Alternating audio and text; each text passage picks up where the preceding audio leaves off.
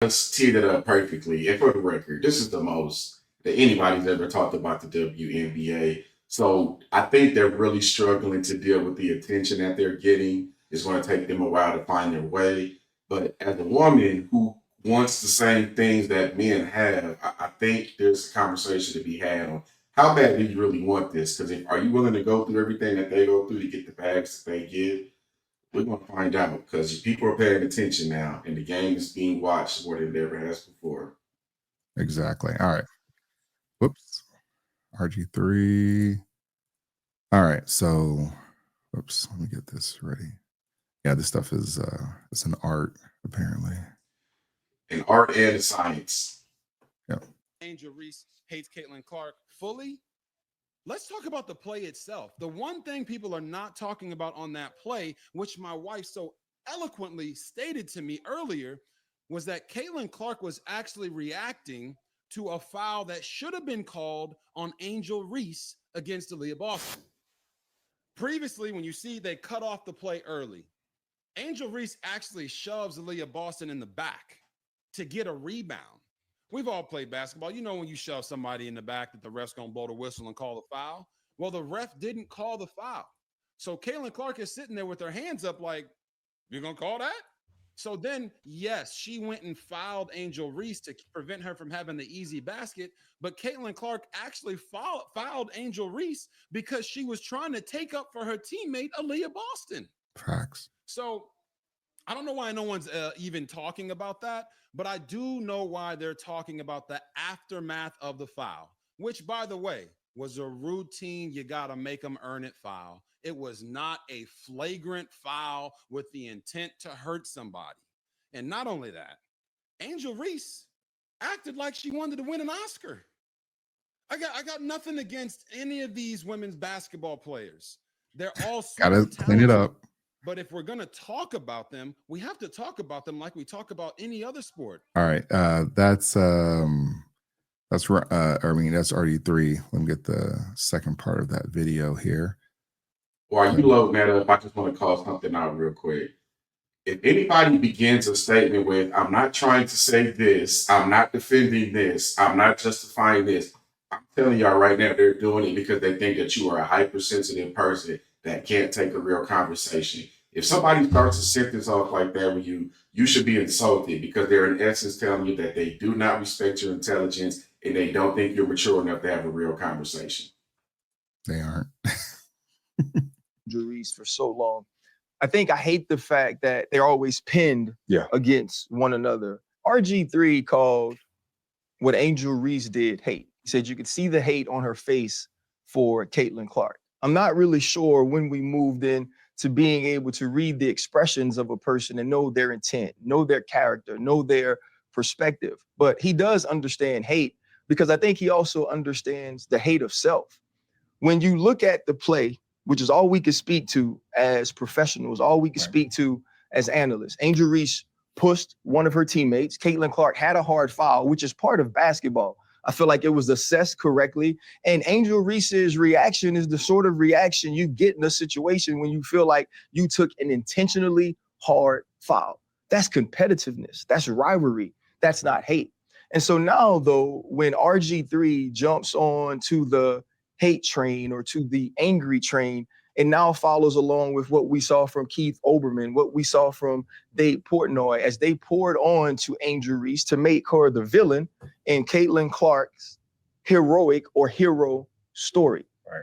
The one thing we know about RG3 is he's not having conversations at his home about what Black women have to endure in this country, about what young Black women and athletes like Angel Reese have had to deal with being on the opposite side of Caitlin Clark's rise and ascension into stardom. Now, when you look at it, I think A'ja Wilson is the face of the league. A'ja Wilson is the best player in the league. Caitlin Clark is the most important player in the WNBA. And a ton of her fandom has come along with some racial bias or some racial pieces to why people love her so much. And so now if you're RG3, when is the last time within your household you've had a conversation about what she's dealing with?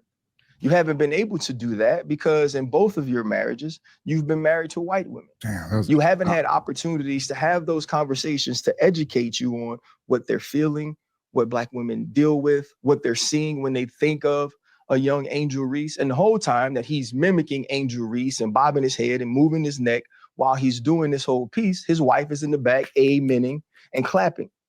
And so to me, it's just another situation that now this young lady has to deal with. When I worked with RG3, he would make all of these sort of corny jokes about personal milk, and how shots. much he loved it and how important it was. And he always points out on social media the color of his wife's skin, as if the color of her skin is what makes her special, as if the color of her skin is what makes her a good wife. I've met the lady, I've had a conversation with her. Right. I think she's more than that. But it also leads to what Black women deal with a lot from Black men who have chose to date or marry outside of their race. They always feel like they have to go the extra mile to prop up the woman that they're married or the woman that they're with over Black women by denigrating Black women. Okay. All right. So that's the message there. MC, I kind of carried the last one. I'm kind of glad you did, because you stopped it at a very good spot. So I'm gonna approach this from two different angles, because honestly, I'm on the fence about this. First of all, I don't know either one of these gentlemen. I met Ryan Clark in 2015 when the Super Bowl was here in Phoenix. He spoke in my church. Real cool dude. That's the extent of my knowledge of Ryan Clark. That being said, let me start with RG3. RG3 kept it basketball. Every critique of Angel Reese that he threw out there was strictly basketball. There was no character assassination. There was no comments about her looks. There was no comments about her off the court antics. It was strictly basketball. He talked about the foul on Aaliyah Boston that Angel did, and Caitlin Clark got. And everybody who plays basketball knows, if somebody fouls you a certain way, either you're going to return that favor a little bit later, or one of your teammates is going to do it, right? That's a common thing. So it didn't surprise me, because I actually watched the entire game, because I do watch women's basketball, believe it or not. I also officiated. But I did see the foul on Aaliyah Boston. I saw Caitlin on the get back a little bit later, fouling Angel Reese, and Angel took it a type of way. And she should. There's nothing wrong with that. Even if they don't like each other, who cares? That's great for the game. Point number two, Ryan Clark. At first, I was inclined to say that his analysis was balanced. But then when he started going in on his choice of women, some jokes that they shared at ESPN, and the conversation that he's having with his kids, that's all out of pocket to me. I would throw in talking about his wife is out of pocket too, but his wife is sitting right there in the background. And from what I understand, she contributes to the podcast as the co-host sometimes. So she's out there in the public. But this is a man law violation as far as I'm concerned. If you have an issue with the man, you take it to the man. You don't bring his wife and kids into the conversation. And as much as people make preconceptions about RG3, I don't know what kind of conversations he's having with his family and his kids. So that's kind of where I sit with it right now. Yeah. So I'm just gonna put it out there. Ryan Clark is the same thing as some of these pro-Black Democrats. They're son husbands, they're simps, they're weak ass men, they're coward men. All they do, the only thing they know how to do is go after Black men, because the Black men, they can't go after like Black men with some type of asterisk on them, like whether they be rainbow, whether they be some type of athlete, or not even athlete, like I'm trying to think of like maybe a politician or something like that. But Ryan Clark, he can't go after women, obviously. And he definitely can't go after white women at that. He can't go after Black women. He can't go after nobody else except a straight Black man that dates white women. And that's why he felt comfortable to take those shots at RG3 instead of just keeping it about the sport. This has nothing. Angel Reese has embraced being the villain. She said this herself. She has made a lot of money because of the whole Caitlin Clark fiasco. Whether you want to say Caitlin Clark or, Caitlin Clark made Angel Reese, blah, blah. I don't care. The point is she has made a ton of money when it comes to the whole feud. So it may be in her best interest to keep the feud going. But the point is that Ryan Clark and some of the other ESPN that put on the case for a lot of black women when it's not necessary, they make it into a whole nother issue. And that's why Ryan Clark felt like he was comfortable enough to go after RG3. You're talking about he's not allowed to talk about black issues. Well, did you say that same thing about all the Kamala Harris supporters? If you want to say Kamala Harris is black, she's married to a white guy. Y'all gave her a damn pass. Like, where's the conversation there? Yeah, people gave all this free pass to Kamala Harris and got no black kids. She grew up in a quote unquote black church, even though she grew up in Canada in a very, very well-to-do neighborhood. The thing is that RG3 or RG3, he stuck to the sport, and he said that Caitlin Clark, Angel Reese, she feels some type of way about Caitlin Clark. It's been all over the internet. It's been on the internet for since they've been in the league. So I don't want to hear anything that when it comes to he might be putting words in her mouth. Look, Angel Reese has her own podcast. She has never invited Caitlin Clark on there. She could invite Caitlin Clark on there and say, look, I just want you on here so we can clear the air, so people know that we're not mortal enemies. We're just very passionate athletes. But no, they never do anything like that. And most of the people that are out here, putting their capes on for Angel Reese, they don't even watch the WNBA. That's the funny part. They don't watch Angel Reese's games. I know this because the ratings have been damn dog shit. So they're not even watching the games for Angel Reese or when Angel Reese is playing home. They're watching Caitlin Clark and Angel Reese, and then the rest are watching Caitlin Clark. Now, Asia Wilson, I don't understand why. Well, I think Angel Wilson plays for the Aces, I believe. Asia does play for the Aces, yeah. Yeah. So the Aces, I know they get a lot of play. They actually they're in Vegas, but they end up selling a lot of their games out though, or they get a lot of they can fill out their stadium. The rest of these WNBA teams, they can't even do it. Not even the Dallas Wings, who just got Paige Buchers. They're not filling out the ring or filling out their arena. Only Caitlin Clark and then the Aces are right now, and there might be another team, but right now those are the two that are filling out their arenas. So for Chicago Sky, they got way bigger problems. They got to figure out how they can get Angel Reese to cut down on the second chance shots because she has way too many. See, these are the sports conversations they should be having. But again, Ryan Clark can't go after nobody else except for RG3, and RG3 had a very good response to Ryan Clark, talking about, hey, just keep my family out of it. We're men. Leave it on me, but don't even bring it up. Just don't go outside of that. He took the high road. See, the funny thing is, I didn't even know Ryan Clark had a white baby mama. I thought he only had kids with his black baby mama. This dude had a whole mulatto baby with a white woman. I don't know when this was. Must have been when he was in college or something. But this guy is the one. This is the pro blackity black coming out here talking about black women who can talk for them, and he had a whole white baby. So that's the conversation that I just can't get on board with. I can't get on board with some of these personalities because all they do is they pander to one of the audience, and we don't have time to go through all of the responses. But most of these people, they were calling Robert Griffin III some type of animal. You know what animal I'm talking about? And then they're giving Ryan Clark the statue of black women or whatever.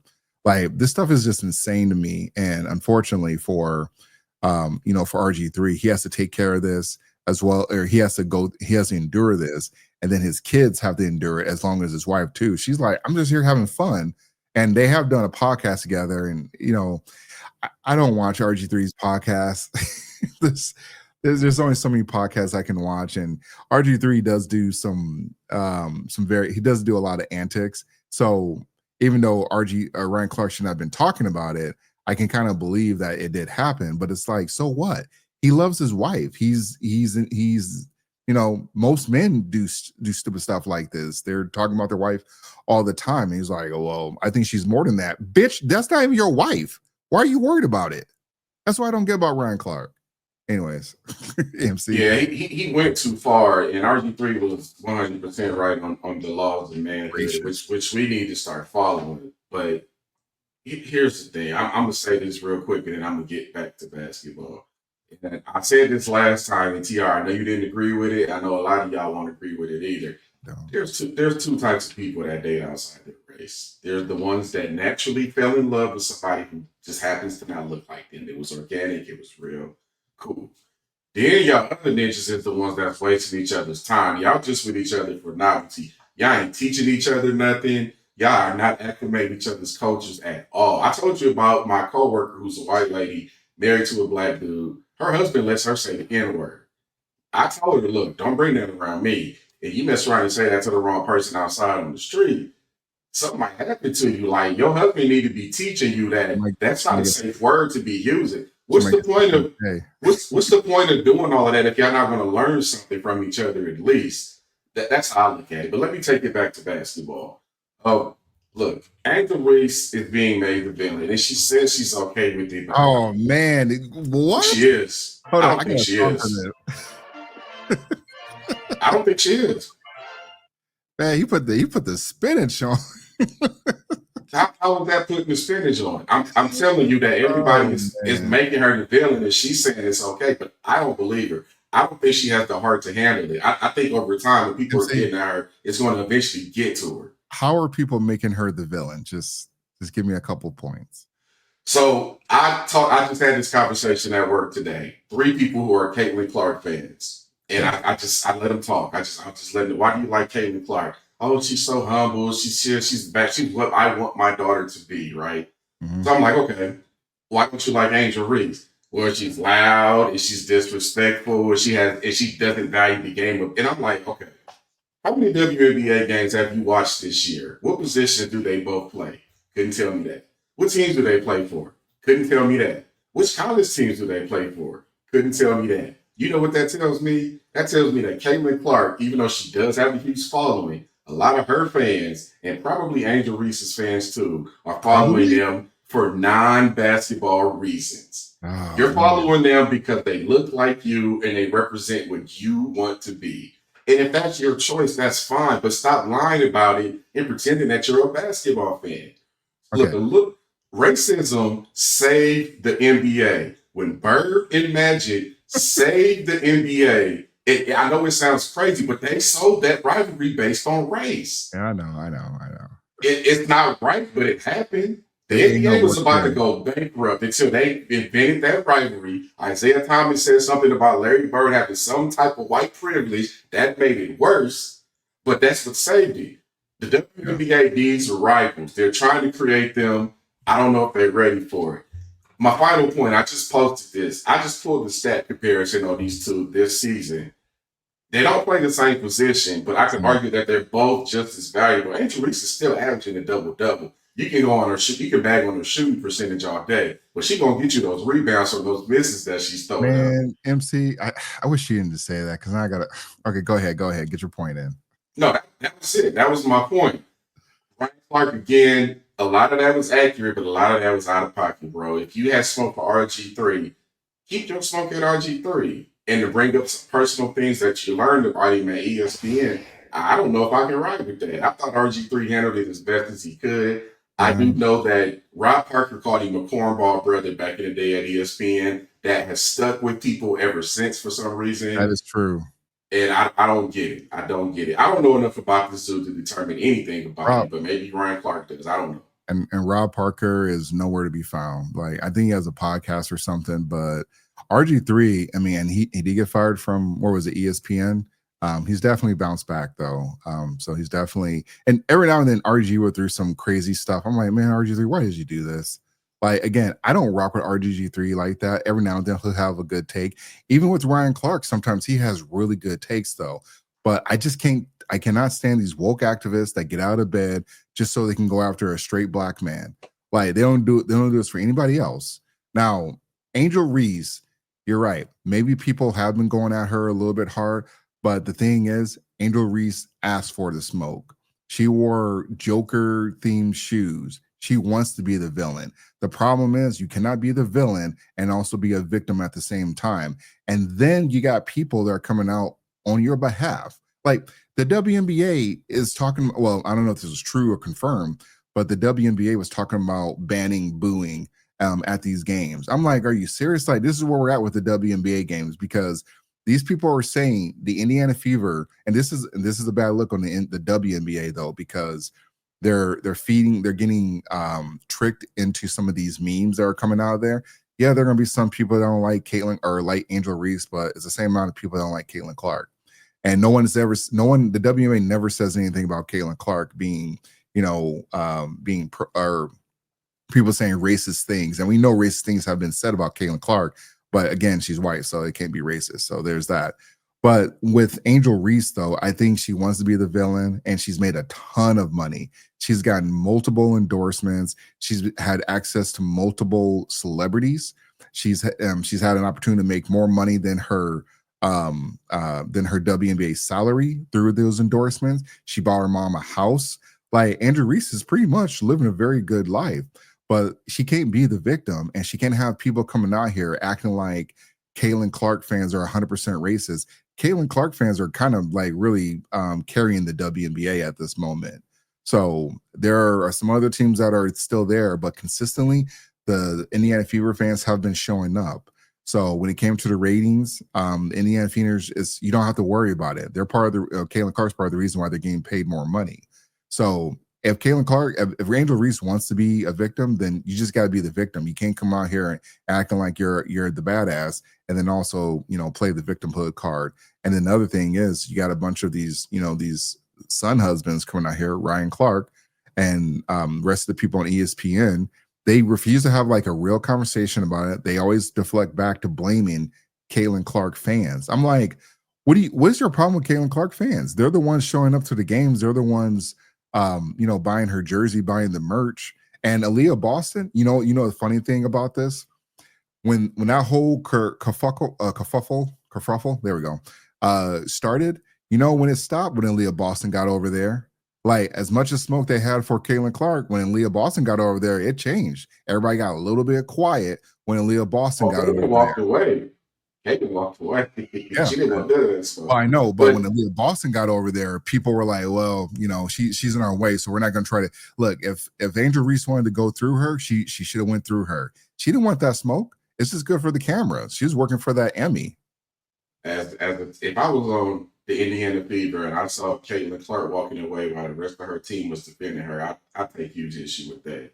You need to be right over there with us. But I want to go back to something real quick. This is for the men. Anytime you hear a woman tell you, well, all y'all do is just go and marry white girls, I'm going to tell you right now, that means that she only pays attention to athletes, celebrities. Because that is not true. That is the furthest thing from the truth. We talked about this in an older episode. The majority of black men, 85% to be exact, marry black women. And here's the kicker. That number goes higher as income goes up. So the majority of the black men making between $100,000 and $500,000, their marriage percentage to black women is even higher than that 85%. Yeah. So typically when a woman says something like that, she only cares about athletes, rappers, and celebrities, which means move on, because that's all she pays attention to. Move on to something else. Yeah, it's a wild conversation. So we gotta, I'm sure we'll have more things to discuss. But yeah, just a disappointing take by Ryan Clark. And for RG3 is, he took the high road. He's better than most men, because they definitely would have eviscerated Ryan Clark because of what he's been doing in the dark. So, but yeah. All right, we're going to jump to the next topic, something a little bit more, well, it's a little sad on the same side. Sort of